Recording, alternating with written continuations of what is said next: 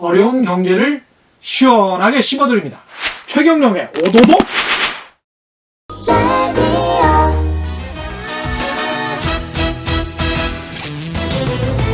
어쩌다가 한바탕 턱 빠지게 웃는다. 그리고는 아픔을 그 웃음에 묻는다. 너 자신을 알라. 이렇게 세상 어려운 숙제를 내주신 패스 형. 하지만 경영이 형은 다릅니다.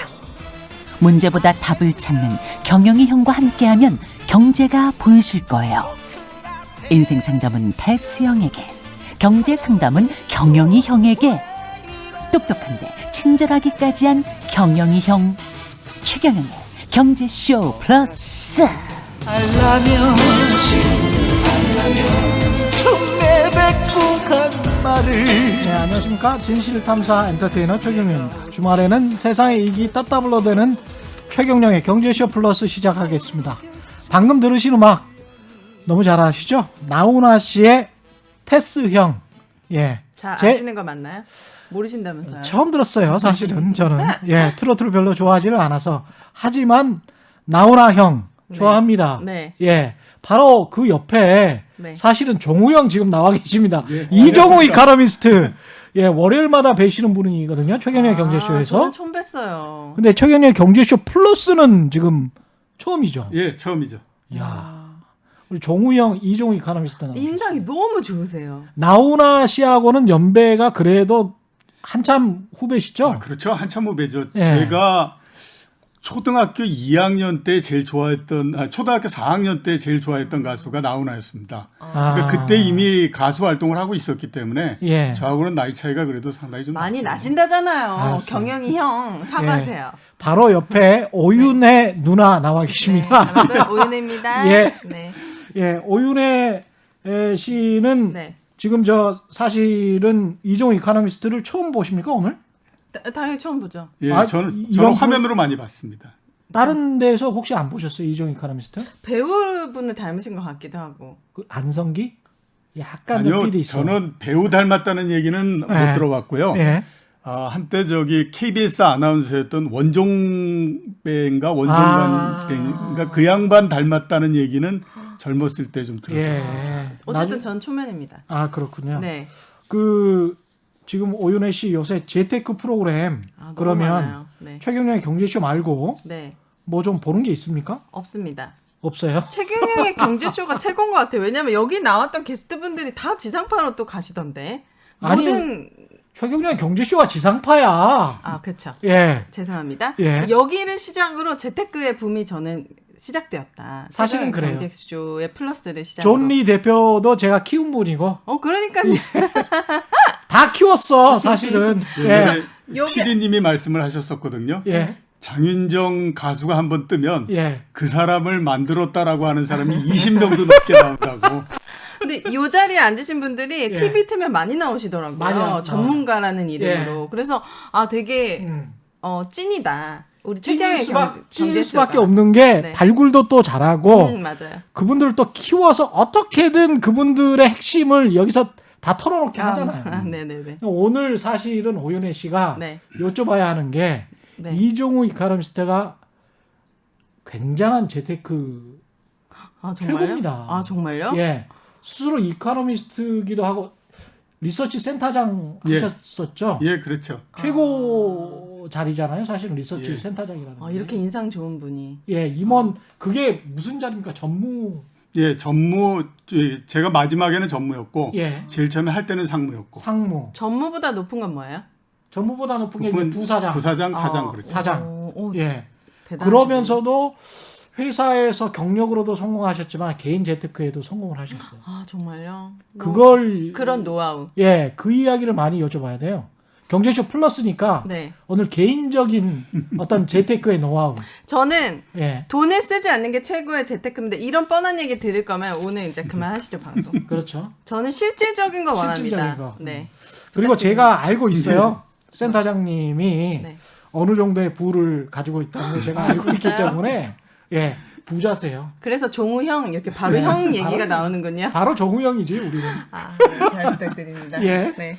어떻게 이제 재테크를 하시는지 네. 그런 이야기를 조금 좀 해주시면 참 예. 좋을 것 같습니다. 네. 예.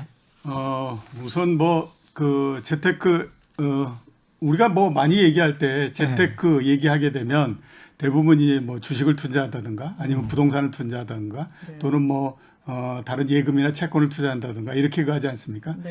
저는 주식 투자는 거의 뭐 별로 해본 적이 별로 없는 것 같고요. 우와. 네. 주로 이제 채권을 투자를 많이 했었고, 네.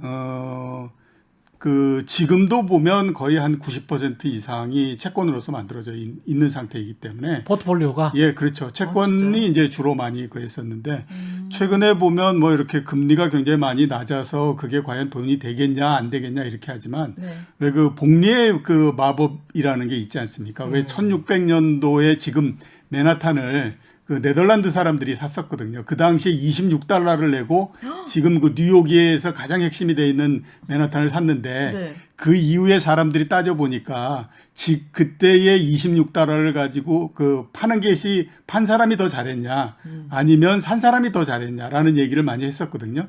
그때 결론이 뭐냐면 판 사람이 더 판 사람이 더 잘했다. 뭐라고요? 그러니까 26 판 사람이? 예, 26달러가 그 이후에 복리로 해서 계속 이렇게 그 돈이 불어난 거를 계산을 해봤더니 네. 지금 맨하탄의 가치만큼이 되더라라는 얘기를 그 했거든요. 그러니까 그 부분들이 굉장히 많이 이 재테크하는데 상당히 그 도움이 많이 줬다 이런 그 생각이 들고요. 1600년을 기다릴 순 없잖아요. 지금 6년도 기다리기 힘들지. 아니 근데 채권으로 그 이렇게 이자가 낮은데 수익이 어떻게 나지 이렇게 그럼 이게 생각하시는 복리로 분들 굴러가요? 예. 채권이? 그냥 채권을 사고 채권. 파시니까 주식처럼 사고 팔아요.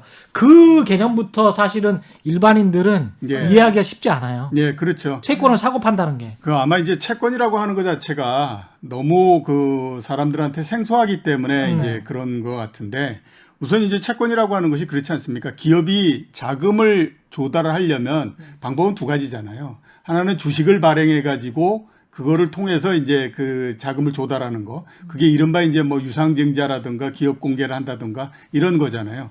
또 하나는 뭐냐면 기업이 누구한테 개인끼리 서로 그 돈을 빌리고 할 때처럼 그 기업도 그 다른 사람한테 돈을 빌릴 때에 네. 그냥 빌릴 수는 없는 거고요. 뭐 우리가 삼성전자니까 너 돈 빌려줘 이렇게 해가지고 할 수는 없는 거고 네. 그에 따라서 일정하게 증서를 발행을 해주는 거죠. 그러면서 우리가 1년에 얼마만큼의 이자를 주겠다라고 하는 증서를 발행을 해가지고 주는 거거든요. 네. 그리고 이제 그거는 주식과 똑같이 증권시장에서 서로 매매가 되고 이렇게 그걸 하고 그 다음에 일정한 시간이 되면 그 원래 약정했던 만큼의 계속해서 이자를 주는 거고요. 그 다음에 개인끼리 서로 이제 돈 거래를 하게 되면 내가 만약에 야 1년 후에 그래서 갚어 이렇게 하잖아요. 네. 그러면 아무튼 1년 후가 됐을 때는 갚잖아요. 네. 그러니까 특별히 그 사람이 문제가 없다라고 하게 되면 그 회사도 마찬가지입니다. 내가 3년 후에 이거를 갚겠다라고 하게 되면 3년이 지나는 시점에 그 원금을 주고 이제 그 채권을 다시 회수해 가고 이런 형태니까 그 아주 이해하기 쉽게 생각하면 네. 개인끼리 자금을 서로 그 빌리고 빌려주고 그 하는 거하고 네. 똑같이 생각하면 됩니다. 아, 그러니까 내가 기업한테 돈을 빌려주는 거네요. 그렇죠. 그래, 그렇죠. 이자를 받는 예, 예. 거네요. 그리고 그 기업이 망하지 않으면 네. 이자를 계속 받든지. 네. 근데 채권의 가격이 올라가면 기업이 잘 돼서 그 채권의 가격이 올라가면 한 3% 4% 올라갔네. 그럼 팔든지 뭐 그렇죠. 이렇게 되는 거죠. 기업이 잘 되면 채권의 가격도 올라가요? 그 이야기를 좀 그렇죠. 해주십시오. 예. 자, 이제 우리가 그냥 이렇게 한번 생각을 해보죠. 그 코로나19가 한참 막 그 이렇게 유행을 하고 했을 때 네.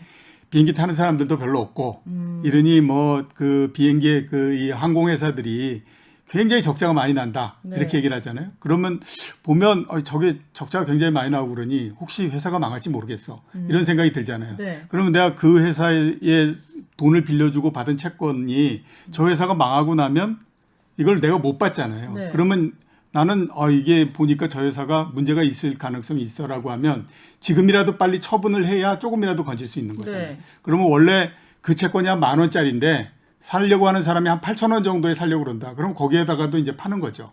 8,000원. 근데 8,000원에 산 사람이 시간이 지나서 보니까 점점 상황이 좋아져서 항공회사들이 막 이익을 내고 뭐 이렇게 하게 되면 지금 같은 상황이에요. 또 지금 원래 같은. 이제 8,000원에 나는 샀는데 10,000원도 충분히 갈 수 있는 거잖아요. 그렇게 되면 그때 가서 이제 나는 2,000원만큼의 이익을 본 거니까 8,000원에서부터 2,000원 정도 이익이 나게 되면 한 30% 정도 이익이 나는 거잖아요. 그런 형태로서 되는 그 거죠. 채권의 가격이라는 게 정해져 있는 거예요. 뭐 삼성전자다. 예. 그럼 예. 채권이 뭐 만 3만 원, 만 원이다. 그럼 예. 이렇게 정해져 있는 거야? 그걸 내가 그렇죠. 100만 가령- 원어치를 살 수 근데 있는 이제 거예요? 채권은 또 만기가 있잖아요. 네. 만기가 있는데 가령 지금 하셨다시피 대한항공 3년 만기 채권을 샀는데 아, 한 6개월 정도 기다리면 만기가 돌아와서 내가 이자 플러스 원금을 받을 수 있는 12월 31일이 돌아와요. 네, 이렇게 쳐요. 네. 근데 중간에 코로나19가 탁 터졌네. 음. 그래가지고 채권 가격이 10,000원짜리 원래 표면에는 10,000원이라고 적혀 있어요. 아. 예, 근데 그게 8,000원이 됐어요. 말씀하신 것처럼. 그 뚝 떨어졌을 거 아니에요. 근데 네. 대한항공이 안 망해. 12월 31일까지. 쭉 가면 채권 가격이 원래 상태로 돌아오잖아요. 그러면 8,000원에 샀던 사람은 2,000원을 먹는 거 아니에요. 그렇네요. 예. 그러면 수익률이 얼마나 높아요? 아, 그럼 내가 그 증권회사 가서 사는 거야, 채권을? 예, 그렇죠. 그러면 제가 100만 원을 들고 예. 가서 대한항공 채권을 사고 싶습니다. 예를 들어서. 예. 예를- 예를 네. 들어서. 예를 들어서. 없어요? 대한항공 채권? 아니, 있습니다. 아니, 그러니까. 그러니까 예를 들어서 채권은 엄청 많을 거 아니에요, 회사채가. 아, 그러니까 회사마다 다 채권이 있는 그렇죠. 거예요. 그렇죠. 예. 아, 그러면 대한항공 채권을 100만 원어치 주세요 하면 되는 거예요? 예, 그렇게 사달라고 그러면 우와. 그러니까 이제 뭐 거래 이렇게 되는 대한항공 채권 이런 거를 사주는 거죠. 그럼 내가 집에서 채권이 얼마인지는 확인할 수 있는 방법이 있나요? 그 확인할 수 있죠. 그 왜 주식 그 확인하는 것 똑같이 네. 우리 주식 이제 확인할 때에 보면 왜 그 웹을 깔아가지고 네네. 뭐 증권회사에 웹을 깐다든가 이렇게 해서 지금 주가가 얼마인가 이렇게 보잖아요. 거기에 이제 보면 네. 채권 가격이 얼마인지 하는 그또 있습니다. 아, 카테고리가 있어요? 예, 채권? 카테고리가 있어요. 근데 대부분 채권은 별로 그렇게 하지 않기 때문에 예. 그걸 잘 보지 않고 대부분 주식만을 보기 때문에 주식만 있다라고 생각해서 그렇죠. 그러니까 매매를 직접 할 수 있어요. 전자적으로. 예. 그리고 실제로 이게 뭐 특히 지금 아까 말씀하신 것 같은 그런 방법은 과거에 건설주가 안 좋았을 때 현대건설이 굉장히 힘들었을 때 그런 방식으로 해서 현대건설이 망하느냐 안 망하느냐 그 어떤 논란이 있었을 때가 있거든요. 네. 근데 그때 아마 김대중 정부 때 같은데. 예, 그렇죠. 그쵸? 그때 현대건설에 과감하게 투자했던 분들은 주식 시장 이상으로 벌었죠. 예. 그러니까 아. 그 큰 부자가 증권 그 시장에서 네. 큰 부자가 된 사람은 주식을 갖고 해서 큰 부자가 된 사람보다 네. 채권을 매매해서 부자가 된 사람들이 훨씬 더 많았죠. 음. 그러니까 그 채권을 매매해 가지고 부자가 된 사람의 가장 대표적인 거는 과거에 왜 세종증권이라고 있었지 않습니까? 지금은 네. 뭐 바뀌고 해서 아마 어느 회사가 돼 있을 텐데 네. 그 회사를 인수한 사람이 그 채권 매매를 해가지고 돈을 굉장히 많이 벌어서 예. 그 돈을 가지고 세종증권을 인수해서 하다가 그걸 이제 아마 지금은 NH증권에다가 팔고 해가지고 그렇게 됐을 거예요. 그럼 맞아, 제가 맞아. 예를 네. 들어서 뭐 GS 건설 채권을 샀어요. 음. 근데 불안해서 나는 팔아야겠는 거예요. 10,000원에 샀는데 8,000원일 때 네. 그냥 저는 팔게요. 그러면은 마이너스 2,000원 20% 손해를 보고 그냥 파는 거예요. 이자도 못 받고. 예, 그렇죠. 그렇죠. 이자도 예. 못 받고. 예. 그 주식하고 똑같은 거예요. 아, 파는 건 또. 예. 그러니까 결국은 채권도 기업에 관한 분석이 철저히 필요하다. 예. 그런 말씀이잖아요. 그렇죠. 예. 근데 이제 주식보다는 조금 그 쉬운 게 주식 같은 경우에는 두 가지를 생각해야 되잖아요. 하나는 이 회사가 살지 죽을지, 또 하나는 뭐냐면 이 회사가 과연 이익을 얼만큼 낼지 하는 거잖아요. 그러니까 왜냐하면 이익이 나는 거에 따라서 주가가 움직이기 때문에 그런데 채권 같은 경우는 이 회사가 얼마만큼 이익을 낼 건가 하는 것도 물론 중요하긴 하지만 그것보다도 가장 중요한 건 뭐냐면 이 회사가 죽을지 살지만 이제 판단하면 되는 거죠. 그렇지. 이 회사가 망하지만 죽지 않으면. 않으면, 그러니까 망하지만 않으면 내가 이 채권이 갖고 있는 채권의 만기가 될 때에 그 금액을 돌려주기 때문에 망하지만 않으면 이제 되는 거죠. 근데 주식은 막 10% 20%도 오르지만 채권은 몇 프로입니까?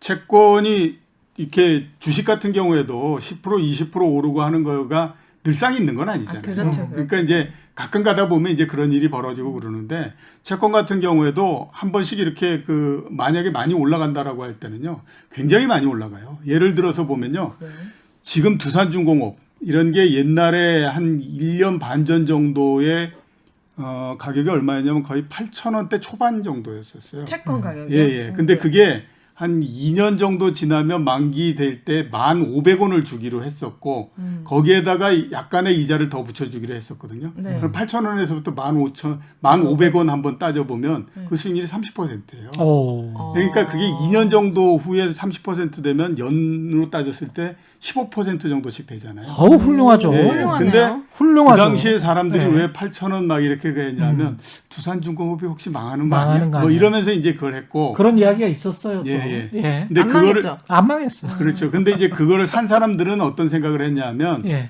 두산중공업이라고 하는 것이 우리나라에서 원전을 개발하고 이러는 데에서 가장 큰 회사인데 이게 왜 망하냐? 이거는 회사가 지금 어려워서 두산에서 손을 뗀다고 하더라도 정부가 관리를 하다가 다른 어디에다가 매각을 하기 때문에 그 기간 동안에 채권은 살아 있는 거다. 예. 그렇기 때문에 지금 이 싼 가격에 사게 되면 나중에 큰 이익을 본다. 이렇게 이제 했던 거고 결국에 성공은 뒤에 있는 사람들이 한 거죠. 이거 온라인으로도 할 수 있는 예, 거래할 수 있는 거예요, 온라인으로도 다 채권도? 되죠. 예. 아, 혹했어요? 하세요? 전 주식보다 훨씬 괜찮은 것 같은데요. 아, 그래요? 안전한 것 같죠. 네, 안 봐도 근데 되잖아. 여기에서부터 제가 이제 약간 네, 딴지를 걸면 네. 채권의 등급이 있어요. 지금 말씀하시는 두산중공업이랄지 현대건설 제가 말씀드렸었고 대한항공도 이야기를 했지만 그때 상황에 만약에 그 채권의 등급이 지금 별로 안 좋은 상황, 뭐 BB 플러스다, 뭐 이런 상황에서 더 내려가 버렸다. 예. BBB 마이너스로 내려간다든가 정크펀드 수준으로 내려갔다. 만기 시점에. 아니 뭐 아, 중간에 그- 자기가 중간에요, 이제 또. 가지고 있는 기간에 네. 그러면 이제 폭락을 해요. 채권 가격이. 네. 그렇게 되면 주식 가격 폭락할 때처럼 공포가 엄습할 거 아니에요. 그럼 내가 만기 때 다시 올라오면 되잖아.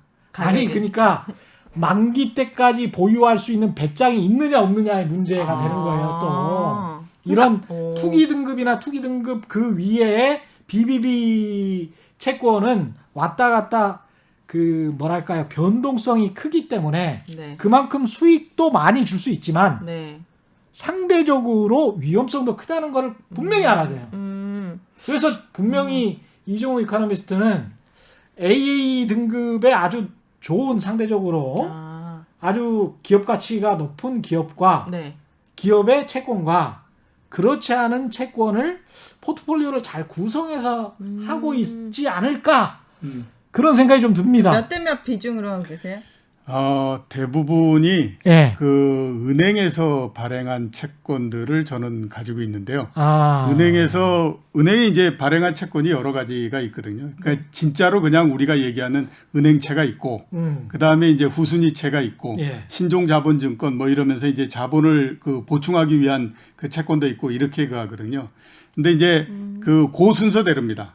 그게 어떤 순서냐면 은행이 만약에 망할 때 제일 먼저 채권을 뭐 쓰냐면 그냥 은행채에다가를 먼저 갚아주고 그 다음에 이제 후순위채 갚아주고 신종자본증권 갚아주고 이런 형태가 되거든요. 그렇죠. 그렇기 때문에 은행이 망하지 않으면 되는 거예요. 은행이 망하지 않으면 선순위나 후순위나 뭐 별달리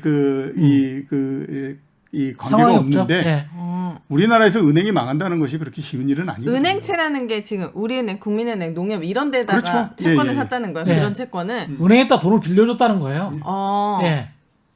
은행 채권을 사서 은행이 발행하는 채권을 근데 사서. 그건 뭐예요? 후순위가 뭐고 신종자본증권이라고요?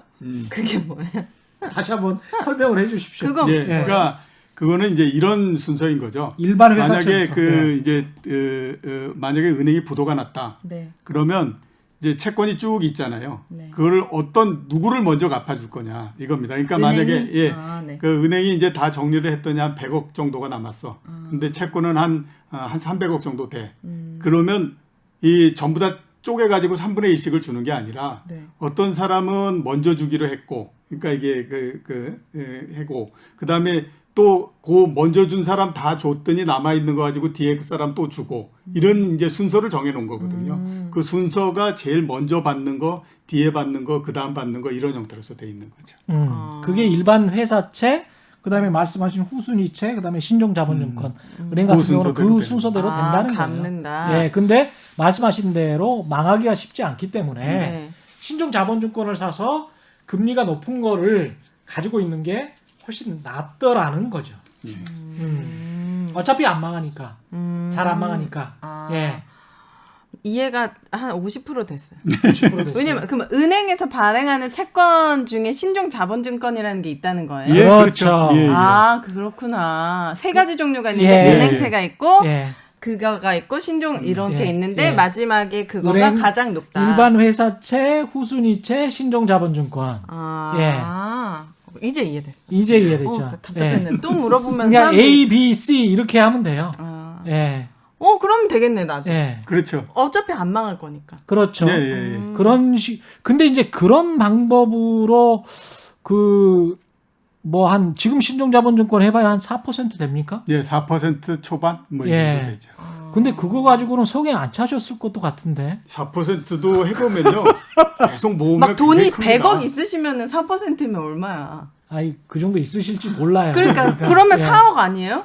이자만 4억이잖아요. 그렇죠, 그렇죠. 그럼 대박이지. 그러니까 돈이 많으신 분들한테 너무 매력적인데 저같이 목돈이 없는 정확하다. 사람들은 그래서 이제 처음에 목돈이 없기 때문에 요즘에 이제 2030 세대들이 얘기하는 거 들어보면 돈이 없기 때문에 주식으로 일단 해서 맞아요. 한번 터뜨려야 되고 뭐 이제 이런 얘기. 그래서 나중에 이제 부동산으로 가고. 예, 그렇죠. 부동산 이야기 하기 전에 예. 주식은 정말 전혀 안 하십니까? 아니면은? 물론 이제 뭐 한 30몇 년 동안 있으면서 전혀 안 했던 건 아니고 한 2번 정도는 했죠. 근데 진짜 조금 하셨네. 2번 정도 한 거는 다른 그게 아니라 이제 회사가 원래 이제 어려워지면 주식 캠페인 걸잖아요. 캠페인 걸면 제일 손쉬운 게 자살골 하나 넣는 거니까. 예. 자살골 넣어서 그걸 했는데 자살골 이런 게 자사주. 예, 아니요. 자사주가 아니라 이제 예. 자기가 왜 그 근로자 주식 저축 이런 거 하지 않습니까? 예. 그러면 이제 그때의 회사에서 캠페인을 하기 때문에 예. 그러면 내 것부터 일단 해놓고 그다음에 이제 캠페인을 그걸 해야 되잖아요. 그러니까 이제 그렇게 해서 한 2번 정도 했었는데 성과는 나쁘지 않았어요. 예. 한 번은 1200%였고 한 번은 260%였기 때문에 성과가 나쁘지 않았는데도 안 좋다. 그 이후에 주식을 하거나 이런 것들은 별로 없었죠. 왜요? 그 2번 정도. 왜요? 왜 그렇게 이렇게 막 1000% 났는데 왜 안 하신 거예요? 우선은 보면요. 네. 그 주식하고 저하고 성향이 잘 안 맞는다 이런 부분들도 있고 또 하나는 그동안에 이제 제가 계속해서 주식을 분석하고 이런 일을 했기 때문에 분석하는 사람이 자기가 주식을 갖고 있게 되면 아무리 내가 객관적이 되려고 한다고 하더라도 네. 한쪽으로 쏠리게 돼 있거든요. 그러니까 이제 그게 이게 내가 주식 투자해서 버는 것보다 회사에서 열심히 그 해가지고 거기에서 돈 버는 게 더 낫지 않을까 이렇게 해가지고 안 했던 거고요. 성향이 안 맞는다는 건 어떤 측면에서 성향이에요? 그러니까 그 각자에 따라서 굉장히 많이 다른데요. 예. 어떤 사람 같은 경우는 나는 원본이 훼손돼도 좋아. 대신에 나는 큰 돈을 벌어보겠어. 이렇게 예. 하면서 하는 사람이 있고 예. 또 이제 어떤 사람 같은 경우에는 나는 원본이 깨지는 거는 나는 도저히 못 견뎌. 이런 이제 되게 사람이 있거든요. 보수적이구나. 예. 근데 그 후자 같은 사람이 주식에 그 하면요. 조금만 떨어지면 견디질 못합니다. 그렇기 때문에 그 성향 자체가 그게 안 맞는 거죠. 그러니까 그 재테크를 뭐 하고 할 때 제일 중요한 게 뭐냐면 예. 내가 과연 어떤 성향을 갖고 있느냐 하는 것들을 먼저 아는 것이 굉장히 중요한 거예요. 자기 자신을 먼저 알아야 그렇죠. 된다. 그게 제일 먼저 중요한 거고 예. 그 토대 위에서 가야 되는 건데 예. 제일 안 좋은 게 뭐냐면 이제 남들이 좋다라고 하니까 보따리 짊어지고 같이 이제 쭉 가다가 보면 나중에 가면 도대체 어디에 가서 뭘 하고 있는지도 잘 이제 모르는 그런 게 되죠. 되게 보수적인 성향을 갖고 계셨네요. 근데 네. 무엇보다 본인의 투자 철학이 아주 확고하잖아요. 네. 이게 굉장히 중요한 것 같아요. 우리 투자자들이 어떤 사람은 늘 상승론자, 어떤 사람은 비관론자라고 하면서 어떤 출연진들을 낙인을 찍거든요. 근데 제가 옆에서 이렇게 열심히 경청을 해서 들어보면 그 나름의 투자 철학을 가지고 투자를 하시는 거예요. 비관론자든 상승론자든. 그리고 그렇게 꾹 쭉 견지를 해 나가면 그분들이 되게 이제 성공하신 분들이 경제쇼에 나오잖아요. 네. 근데 유튜브에서나 어떤 뭐 콩에서 문자 댓글 다시는 분들은 철학이 없이 본인의 철학이 없이 남들 말에 솔깃해서 네. 이럴 때는 저 사람 말이 맞는 것 같고 이럴 때는 저 사람 말을 비난해야 될 것 같은 그런 왔다 갔다 하는 그게 가장 안 좋은 거예요. 난 거 같은데? 나는 귀가 되게 얇아요. 그래가지고 네. 진짜 이 사람이 너무 확신을 가지고 나에게 네. 이게 200% 오를 거야. 그럼 난 내 전 재산 가져갈 수도 있어. 그러니까 본인의 투자 철학이 명확하게 저렇게 보수적이다라고 하면 나는 주식이 오르고 내리고 등락 이거는 괴로워서 못 견디니까 나는 이거 안 할래 라고 확고하게 마음 먹으면 네. 남이 주식에서 아무리 돈을 벌었다고 해도 배가 안 아플 거 아닙니까? 그렇네요. 그렇죠. 근데 이게 배가 아프다는 거는 욕심이 생긴다는 거고 욕심이 생긴다는 거는 마음의 평정심을 잃어버리는 거예요. 그렇죠. 마음의 평정심을 잃어버리면 객관적 판단을 못 해요. 그치. 그럼 투자에 실패할 확률이 굉장히 높습니다. 그냥 투자 예. 철학에는 그런 건 없고 그냥 단지 돈을 벌고 싶은 그런 욕구만 있는 거예요. 그렇죠. 그럴 경우에 저 같은 실수를 하게 되는 거죠. 그러니까 질투하고 욕심만 가득 차 있는 경우에는 편견을 갖기가 쉽게 되고 네, 맞아요. 그러면 객관적 판단을 못하기 때문에 주식시장이든 자산시장에서 투자에서 실패할 확률이 굉장히 높다. 그래서 객관적으로 판단할 수 있도록 이것저것 많이 들어보시라. 비판적으로 들어보시라. 이런 말씀을 자주 드리는 거죠. 네. 예. 제가 거의 이거 1년 정도 했는데 2%를 제가 아직 아무 곳에도 투자하지 않았거든요. 근데 오늘 채권 투자는 근데 네. 성향에 그러니까 그런 점에서 성향에 맞았다. 보수적인 투자자라는 그렇죠. 측면에서. 예, 예, 예. 그러니까 투자를 하면서도 지금은 이제 뭐 물론 이제 그렇지 않은 사람들도 상당히 많고 그다음에 옛날에 비해서 많이들 나아졌고 뭐 이렇게 얘기를 하지만 투자를 하기 전에 제일 중요한 게 뭐냐면 내가 돈을 벌어서 도대체 뭘 할 건가 하는 것들을 먼저 생각을 해야 되잖아요. 네. 그런 거 없이 그냥 덤비게 되면 이건 그냥 단순히 돈을 벌겠다라고 하는 거 외에는 아무것도 안 되는 거라고요. 근데 이제 내가 이 돈을 벌어서 내 라이프 플랜 전체를 봤을 때 내가 돈이 왜 필요하고 뭐를 위해서 내가 돈을 이게 필요하구나라는 게 되게 되면 그때에서부터 조금씩 달라지는 거죠. 내가 그걸 하기 위해서 어느 정도의 돈이 필요하기 때문에 그러면 요런 정도의 돈을 벌어야 될 것 같고 그렇게 번 거를 내가 하기 위해서는 정확한 계획이 나와야 되잖아요. 언제 내가 어떻게 돈이 있어야 된다. 그러면 그런 계획이 내한테 이렇게 잡힐 수 있는 그리고 내가 가시적으로 그런 걸 볼 수 있는 형태로서 자금을 만들고 운영을 하게 되는 거거든요. 네. 그게 아니면 그냥 이제 보면 무조건 아무튼 나는 불을 불려야 돼라는 쪽으로서만 가게 되면 네. 일단 아무튼 모든 리스크를 짊어지면서 뛰어들어가지고 이제 거기에서부터 이제 난리를 치고 막 이런 형태가 되는데 그렇게 해서 성공하는 경우를 거의 그렇게 보지를 못했죠. 그러니까 이제 우리 지금 보면 굉장히 이제 주식 막 해가지고 막 붐이지 않습니까? 제가 또 한번 이게 왜 주식 투자를 안 할까라는 생각을 한번 해봤었는데 네. 이게 왜 안 할까라고 생각했더니 굉장히 오랜 시간 동안에 걸쳐서 이렇게 한번 보니까 네. 주식이 그렇게 아주 높은 수익을 내지는 못하더라라는 이제 생각이 든 거죠. 그래서 오히려, 이렇게 길게 우리가 놓고 봤을 때 과연 내가 이렇게 주식을 하면서 내 에너지를 소모하고 이러는 것 자체가 맞을까라는 생각이 많이 들어서 이제 뭐 그래서도 안 했고 뭐 이렇게 저도 안 됐다고 맞는 것 봐요. 같아요 주식이랑. 그러면 안 하시는 게 좋죠. 이걸 매일 보는 것도 너무 힘들고 예, 예. 이게 등락에 따라 이 심리가 예, 요동치니까. 그렇죠. 그러니까 맞느냐 안 맞느냐를 할 때 가장 내가 맞을까 안 맞을까를 한번 테스트해 볼 수 있는 게 뭐냐면 내가 주식을 갖고 있을 때 오늘 상당히 많이 하락을 했다. 근데 내 기분이 어제나 오늘에 똑같다. 그러면 그건 해도 돼요. 근데 오늘 뭔지 모르지만 아무튼 굉장히 침울하다라고 하면 이거는 이게 나하고 성향이 잘 안 맞는구나. 네. 이렇게 이제 판단을 하셔야 되는 거죠. 근데 지금 저 주린이라고 해가지고 2030 세대 네. 굉장히 많이 주식에 뛰어들고 있는데 예. 그런 측면에서는 좀 걱정스러운 것도 있겠습니다. 굉장히 걱정스럽죠. 예. 왜냐하면 제가 처음 증권회사에 들어왔을 때 예.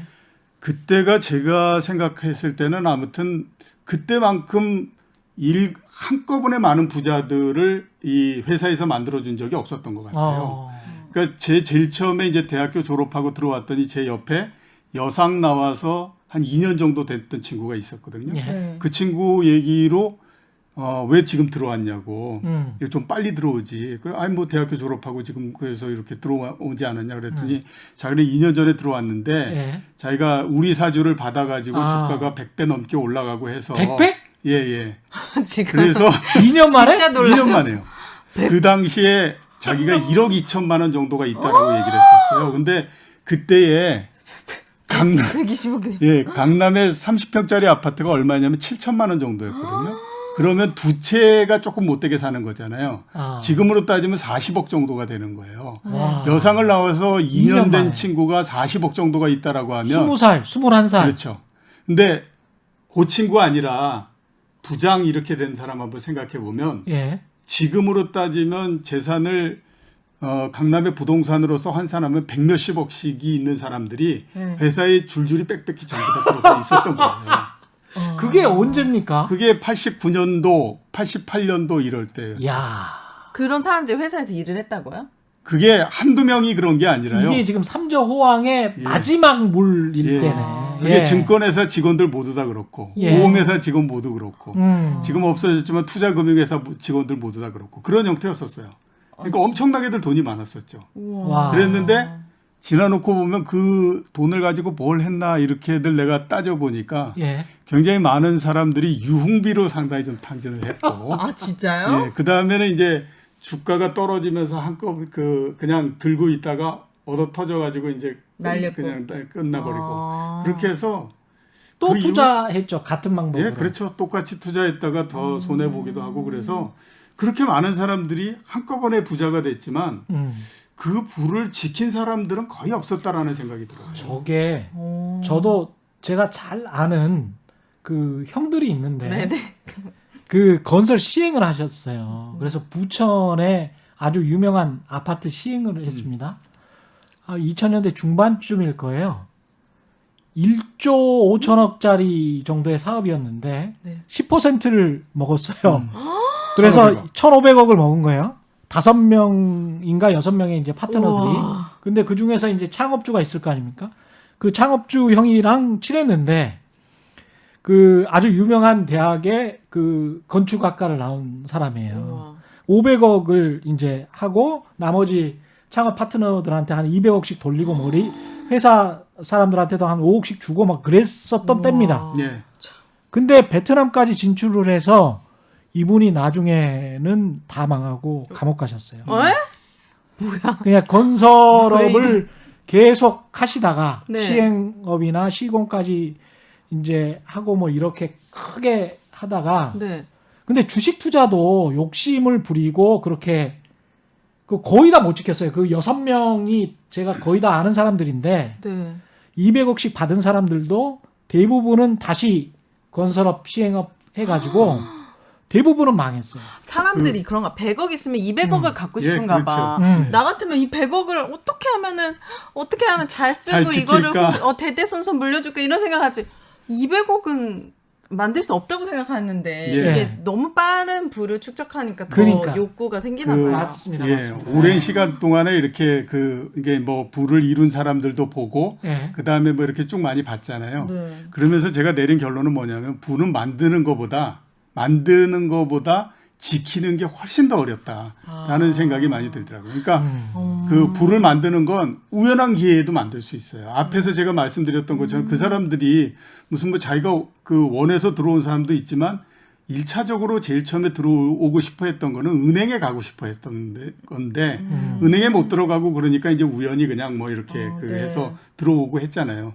그러면서 갑자기 이제 나의 부가 커지고 막 이렇게 했었는데 네. 그렇게 우연히 만들어지기도 하는데 그거를 지킬 수 있는 능력이 있느냐 없느냐 하는 사람은 지킬 수 있는 능력이 있는 사람은 제가 봤을 때 100명 중에 한 명도 제대로 잘 안 되더라고요. 거의 대부분. 잘 안 돼요. 그럼 이종우 이코노미스트님은 지키신 부를 이르기도 하고 지키신 지키고 계시기도 하고 근데 그 대단한 비법이 분이시죠. 욕심 부리지 않는 보수적인 채권 투자라는 측면에서는 굉장히 좀 영감을 주는 측면이 있다. 아, 예. 가장 이종우 형님께서 가장 큰 부를 이룰 수 있었던 초반에 그건 어떤 계기로? 초반의 계기요? 네. 초반의 계기는 그러니까 회사 열심히 가면서 네. 거기서부터 월급이 높은 연봉을 많았다. 받고 아. 그게 일단 기본이 됐던 거죠. 근데 연봉이 높아도 내가 이걸 다 쓰면은 남는 게 없는데 그럼 그 높은 연봉에 저축을 엄청 많이 하신 거예요? 그러니까 이제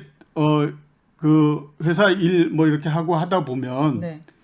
나중에 이제 뭐 이렇게 말씀드리면 굉장히 건방지다라고 말씀을 하실 수도 건방지셔도 있지만 괜찮아요. 예, 예. 어떻게 그 해보면 돈을 쓸 시간이 별로 없는 거죠. 바쁘셔가지고. 일만 하니까. 예, 예. 맞다. 그 결혼을 하셨을 거 아니에요? 예, 그렇죠. 그 와이프가 열심히 쓸 수 있는데 와이프분께서도 굉장히 물론 뭐 그 쓸 수도 있지만 네.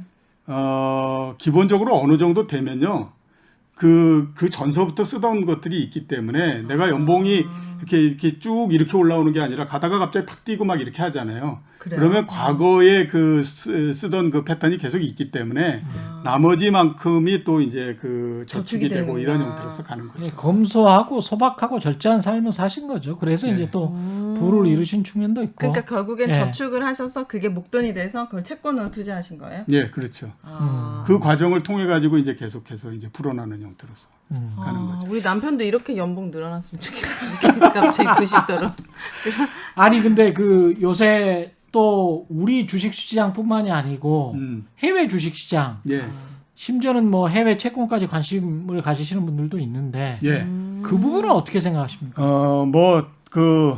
외연을 넓힌다라고 하는 측면에서는 괜찮다라고 볼 수 있는데 예. 이게 이제 그 아까 말씀드렸던 것과 비슷하게 내가 과연 이걸 견딜 수 있는 그 배심이 있느냐 없느냐 하는 부분들이거든요. 이 해외 투자가 잘못되게 되면 어떤 일이 벌어지냐면 잠을 못 잡니다. 왜냐하면 우리나라 주식시장 같은 경우는 내가 활동하는 기간 동안에 시장을 열었다가 네. 그다음에 한 3시 좀 넘으면 문을 닫아버리잖아요. 네. 그러니까 그냥 그 기간 동안에 내가 보면서 기분 나쁠 거 기분 안 나쁘고 뭐 그래서 하기 때문에 그 내가 잠잘 때까지는 어느 정도 이게 그 감정이 희석이 되는데 네. 미국 같은 경우는 내가 자야 되는 시간에 계속해서 열리고 있어요. 근데 만약에 이제 시작하는데 내가 봤더니 내가 가지고 있는 주식이 엄청나게 떨어져 가지고 지금 현재 오늘만 한 300만 원 정도가 손해가 났다. 네. 그러면 잠을 자려고 하는데 그 맞아. 생각이 계속 나는 거예요. 야. 그러니까 그러다 보면 나중에 최악이네. 어떤 일이 일어나냐면 밤을 꼬박 세웁니다. 그러면 직장에도 소홀하게 네, 돼요. 그렇죠. 직장에 소홀하고 그 다음 날 이제 그 꼬박 세웠으니까 그 다음 날은 푹 자. 그 다음 날 세 번째 날 되면 또 꼬박 세워. 이런 형태가 계속 반복이 되어 버리거든요. 그러니까 이거는 시간이 지나면 이게 사람이 사는 게 아니다. 이런 생각이 들기 때문에 내가 오늘 비록 뭐 내 시작할 때에 내가 가지고 있는 주식들이 굉장히 많이 하락했다라고 하는 걸 본다고 하더라도 뭐 괜찮어. 뭐 그 정도 뭐 그래가지고 뭐 언젠가 또 오르겠지. 그러면서 굉장히 마음이 편하면 해도 되는데 그렇지 않고 그게 계속 신경이 쓰인다. 그러면 이건 생활의 리듬이 깨져버리는 거기 때문에 그런 면에서 좀 주의를 해야 되기 때문에 자기가 그런 것들을 견뎌낼 수 있느냐 하는 것을 이제 판단하는 것이 굉장히 중요하죠. 해외 채권도 똑같이 온라인으로 사고 팔 수 있는 거예요? 예, 그렇죠.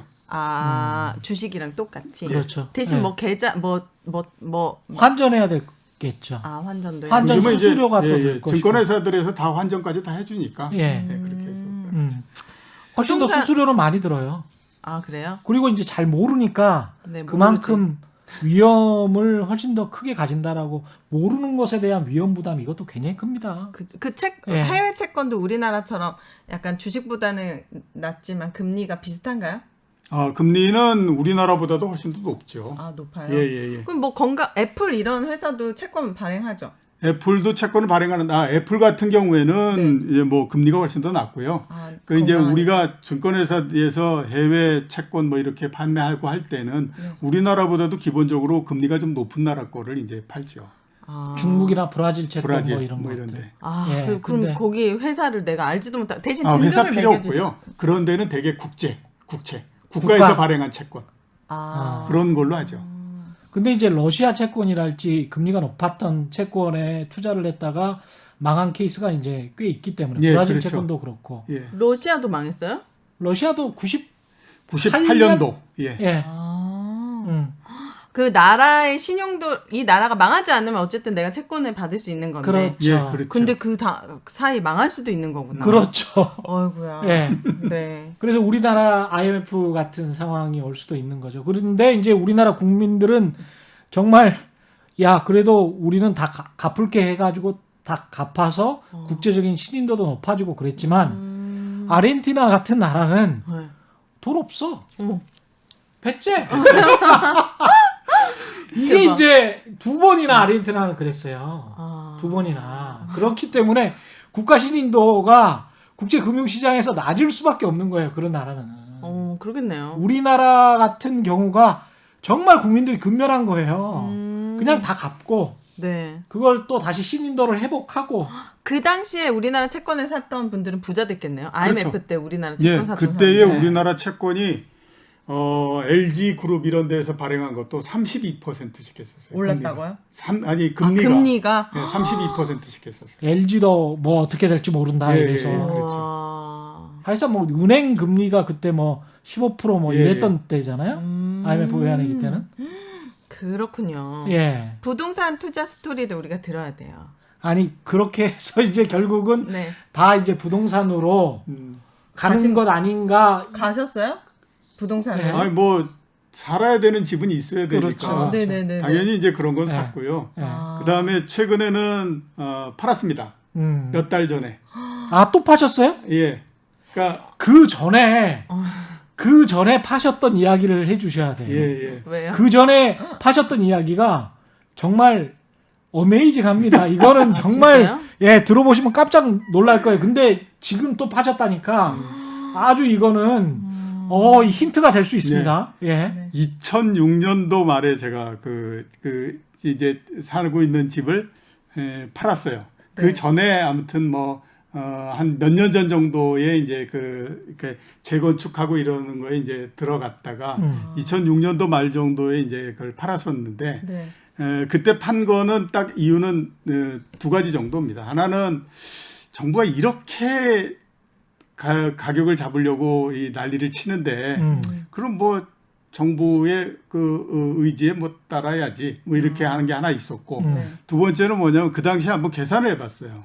내가 집을 계속 갖고 있을 때 1년에 내야 되는 그 비용이 얼만큼 되냐 따져보니까 그 당시 한 4% 정도 되더라고요. 예. 근데 4%씩이 매년마다 올라간다. 야 이게 과연 될까라는 생각이 많이 들더라고요. 네. 그래서 일단 이게 이 정도 됐으면 일단 뭐 팔아도 되겠다라고 생각해서 이제 살고 있는 집을 팔고 그 아파트 단지 내에 있는 그 다른 이제 곳으로 전세를 갔죠. 전세를? 그리고, 네. 그리고 이제 나머지는 그냥 또 저축을 하든지 채권을 하든지 이렇게 해서 하고. 저 시가 2006년이라는 게 굉장히 중요합니다. 아 그래요? 제가 예. 2007년도에 데뷔했거든요. 아 그래요? 예. 그리고는 2006년이 무슨 주택 일이 있었던 가격이 거야? 아, 네. 엄청나게 상승해서 아, 거의 진짜요? 꼭지 거의 수준이었어요. 꼭지였었죠. 아 그러면 얼마나 이 예. 보고 파신 거예요? 2006년 제일 처음에 사고 그랬을 때에서 따지면 한 80% 정도 이익이 난 거죠. 그렇죠. 예. 근데 그다음- 그때 당시에 언론은 집값이 계속 올라간다. 지금하고 똑같죠. 지금. 계속 올라갈 수밖에 없다. 그런 구조다. 공급을 전혀 안 했기 때문에 재건축 규제를 했고 지금처럼 네. 종합부동산세가 그때 처음 나왔던 시기입니다. 아. 예, 그래서 그렇죠. 세금 때문에 사람들이 절대 매물을 내놓지 않는다. 그런 이야기를 했었을 때가 2005년, 2006년 아 이렇게 됐어요. 그래서 그렇죠. 2006년에 예. 파셨고 그리고 이제 몇 번을 전세를 계속 다니다가 네. 초이노믹스가 나온 게 2013년이었던 거예요? 14년이었던 거예요? 2013년, 14년 정도 될 예, 것 예. 같습니다. 믹스가 뭐예요? 14년 14년 정도. 예. 정부에서 빚내서 집을 사라. 라고 했던 막 그 금리 낮게 최경환, 해주고 예, 막. 예, 아, 최경환 경제부총리. 아. 예. 그래서 그때의 다른 것보다도 이제 나이도 좀 들고 그랬는데 계속해서 전세로 옮겨 다니는 것도 좀 그렇고 네. 집이나 사자.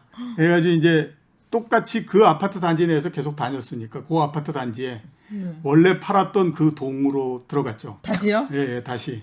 그랬는데 제가 팔았던 거하고 그 다음에 살 때하고 가격 차가 35% 정도 떨어져 있더라고요. 아 떨어져 있었다고요? 그렇죠. 그건 제일 바닥이었으니까. 아 그리고 이제 거기에서 들어가서 살다가 2006년도에 네.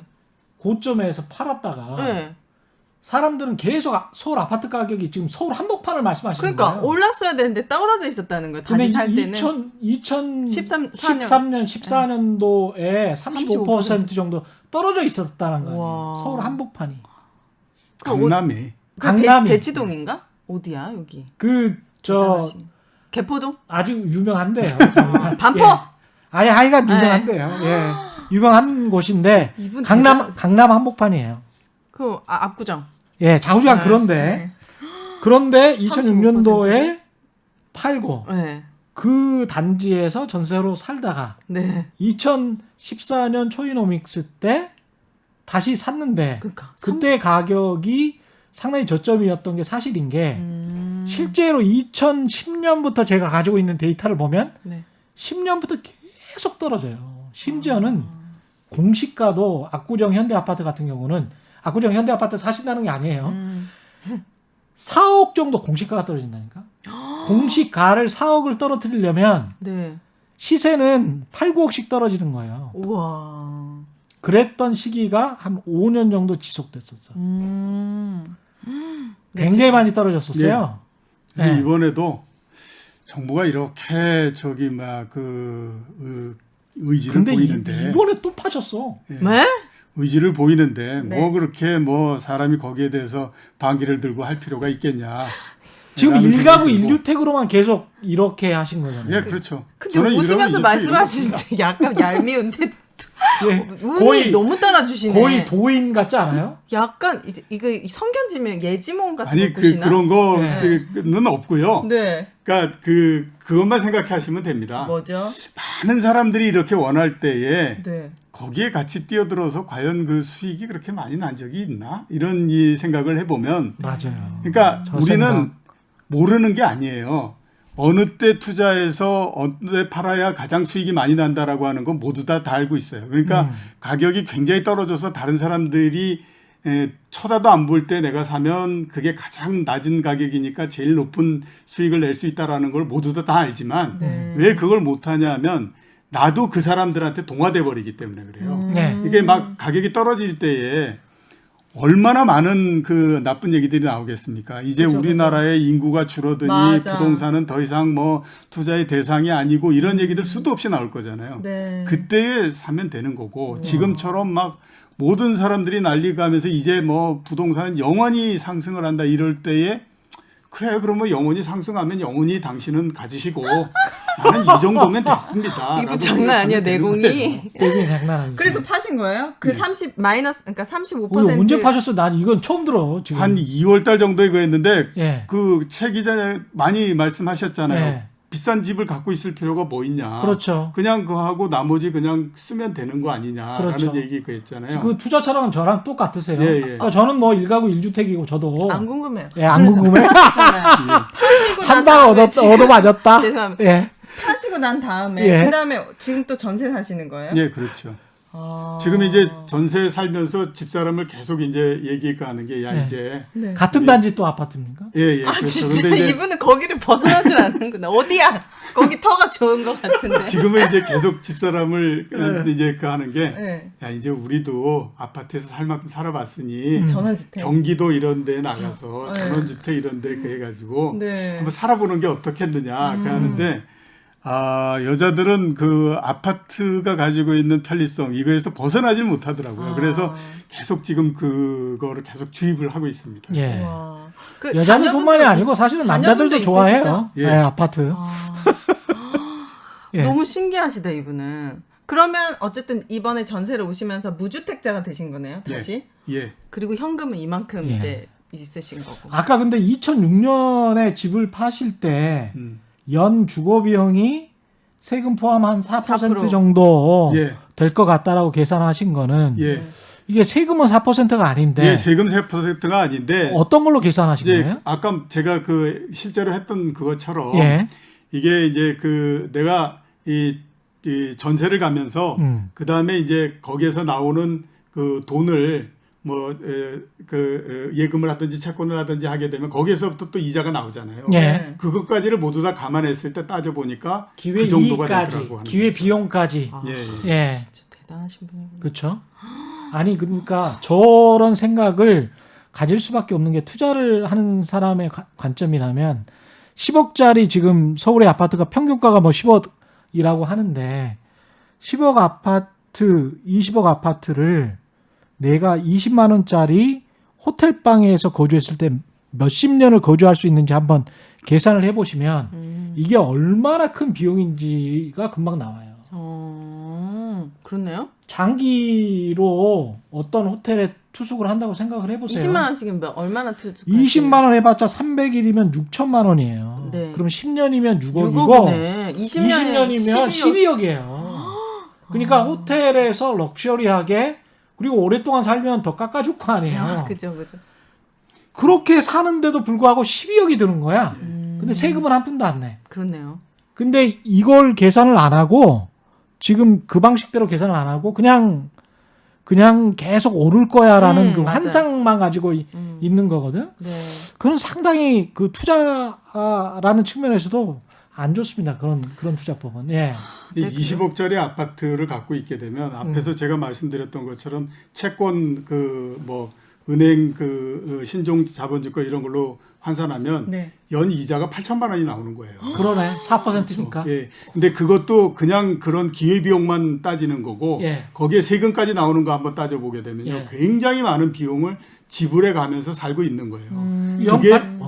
그게 앞으로 그 집값이 계속해서 오르면서 그거를 커버해 줄 거다라고 하는 기대만 갖고 가는 거죠. 근데 그게 영원히 계속될 수는 없는 거잖아요. 네. 8천만 원이면 직업이 없어도 돼요. 그러니까 연봉이잖아.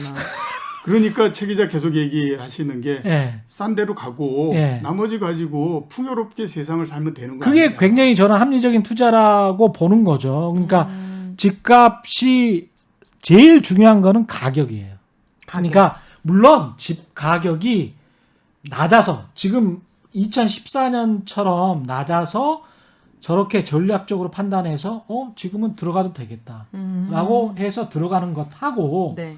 지금 가격에서 무리하게 연끌해서 사는 것하고 10년 후에 20년 후에 자기가 팔 때 네. 이종우 이코노미스트처럼 될까?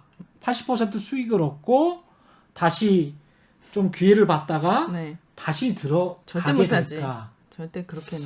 이분만 할 수 있는 것 같아. 이분은 산을 보니까 우리는 나뭇잎을 보여. 나무도 안 봐. 나뭇잎을 보거든. 우리라고 하지 마. 아니, 우리는 나도 한번 나뭇잎을 먹였네. 보잖아요, 예. 여러분. 예. 그러니까 이분처럼 숲을 볼 수 있는 이거는 정말 최경영의 경제쇼를 계속 들으시면 됩니다. 산을 봐야 돼요, 산을. 그니까요. 이게 심리가 저부터도 전에 예. 살지만 빨리 집을 사야 될 것만 조급해지잖아, 같고. 조급해. 조급해지는 거죠. 예. 이게 내가 지금 안 사면은 진짜 한 몇 년 후에는 아예 영 끓이고 뭐고 다시 태어나도 살 수가 없는 가격이 될 것만 그 같아서. 주식도 마찬가지고 부동산도 마찬가지고 지금 살 때 가격을 보는 게 아니고 네. 내가 10년 후에 만약에 집이라면 보통 1가구 1주택이면 10년이나 20년 후에 팔잖아요. 네. 10년이나 20년 후에 매도 가격이 얼마인지를 상상하고 사야 돼요. 상상이 어떻게 할 수 있죠? 아니 그거는 그런 식으로 계산하는 거죠. 저런 식으로 연 4%의 신종 자기자본증권에 투자했었을 때 수익률과 비교도 해보고 그다음에 내가 이걸 현재 유지했을 때 그렇죠. 그 비용. 비용하고도 생각을 해보고 자기가 주식 투자를 반반 나눠가지고 그냥 어떤 안정된 지역에서 그냥 조그마한 집에 살면서 그걸 가지고 주식 투자를 했었을 때 기회비용이나 이익을 생각해보고 네. 그래서 대비를 해봐야 되는 겁니다. 느낌이 왔어요. 느낌이 왔죠? 네. 예. 여러분도 느낌이 오셨기를. 저는 방금 말씀드린 제가 요즘 항상 고민하는 게 교육이나 환경은 사실 경기도 쪽이 좋거든요. 그렇죠. 애들 교육이나. 예, 예. 그래서 여기에 집을 사는 게 맞을까 아니면 서울에 사야 될까 했는데 어차피 서울엔 돈도 없지만 돈이 있다 하더라도 저는 경기도에 사고 그 돈을 채권을 사서 연 4%씩 제가 만들어 보도록 하겠습니다. 그렇죠. 그러면 생활이 굉장히 풍요로워지죠. 예. 그죠? 예. 오늘은 여기까지 해야 되겠습니다. 1분 남았잖아요. 아니야, 그냥 여기까지 근데 이분 만나니까 뭔가 예. 투자 전문가시기도 하지만 예. 인생의 전문가. 네, 근데 웃으면서 계속 이런 얘기, 돈 버신 얘기 들으니까 네. 미워할 순 없는데 방송이 끝나면 뭐지? 배 아파? 약간 뭐지?